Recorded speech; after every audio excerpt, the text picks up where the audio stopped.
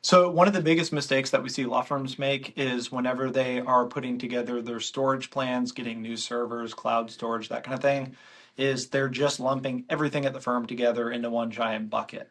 The reason that's a problem is that typically, unless you have a brand new firm, you've only been around for a couple of years, most firms have been around a lot longer, you have a lot of old cases, maybe stuff you don't need anymore, but definitely closed archived matters, right? So what we always advise firms to do is break things up into multiple tiers. Have your open current matters, the things you're actively working on. Sometimes firms will have, this is kind of in limbo a little bit, or maybe it's litigation that's scheduled way out, things like that, to where it's not quite closed, or maybe it's just closed, but it still needs to be pretty accessible.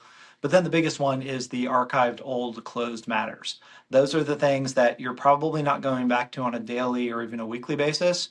You may occasionally need to refer back to it for a work product, or if the case does come up again, obviously you have to grab that, pull it back into your main system. But it's not something you really need quickly or even easily accessible. So that's where you see a lot of firms that you could put a NAS device on your office.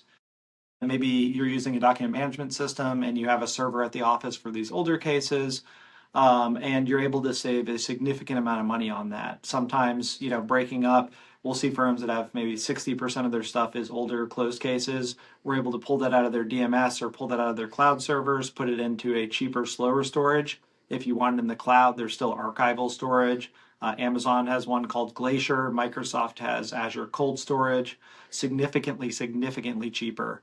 And we'll see some firms reduce their budget by over 50% just by breaking things out into multiple storage tiers. Bada bing, bada boom.